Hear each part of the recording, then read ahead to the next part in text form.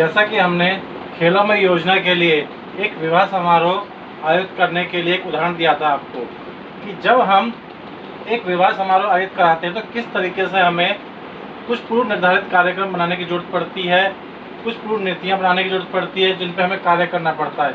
जैसे मेहमानों का आदर सत्कार, उनका खाना, उनका रहन सहन, तो इन सब चीज़ों की जरूरत पड़ती है। उसी तरीके से जब हम खेल खेलते हैं तो हमें भी खेल में खेलते हमें निम्नलिखित चीज़ों की आवश्यकता पड़ती है, कि जैसे कि हमारा जहाँ हम खेल खेल रहे हैं उस खेल का मैदान कैसा होगा, उस खेल का मैदान उबड़ खाबड़ होगा, समतल होगा, किस तरीके का होगा, खेल के उपकरण उन्नत तरीके के हैं, पुराने तरीके के हैं।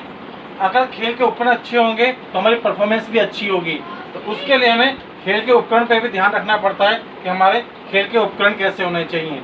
खेल के नियम बहुत इफेक्ट डालते हैं खेलों में योजना पे, कि किस तरीके से हमें कहाँ पॉइंट लेने हैं, किस जगह से हमें रन चाहिए, किस तरीके से हमें पॉइंट ज़्यादा मिल सकते हैं, क्या किस तरह से हमें फॉल हो सकता है, वो खेलों के नियमों पर डिपेंड करता है।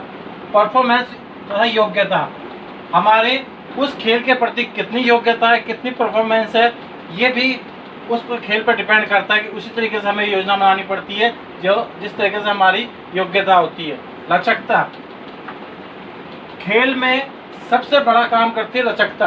अगर हम शरीर में लचकता है तो हम किसी भी कार्य को बहुत फुर्ती से कर सकते हैं। तो उसी के अनुसार, लचकता के अनुसार हमें अपना कार्यक्रम बनाना पड़ता है कि हमें किस तरीके से अपना गोल, अपने एम अचीव करने हैं। गरमाना, किसी भी कार्य को हम करते हैं तो उससे पहले हमें शरीर को गरमाना पड़ता है। जब भी हम कोई खेल खेलने जा रहे हैं, कोई एक्सरसाइज करने जा रहे हैं, तो उससे पहले हमें शरीर को गरमाना पड़ता है।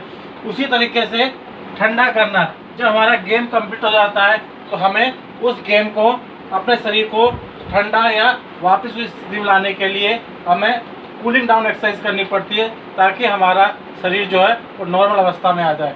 इसके साथ साथ हमें अपोजिट टीम को भी देखना पड़ता है कि विरोधी टीम जो है वो हमारी विरोधी टीम कैसी है, वो उसकी कमजोरी क्या क्या है, वो कहाँ कहाँ कमज़ोर है, वो फील्डिंग में कमज़ोर है, वो बैटिंग में कमज़ोर है, या उसका प्लेयर जो है वो किस किस चीज़ में कमज़ोर है।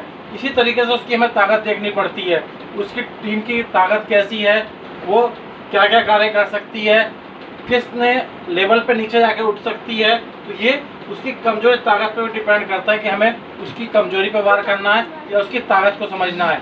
तो ये कमजोरी और ताकत पे डिपेंड करता है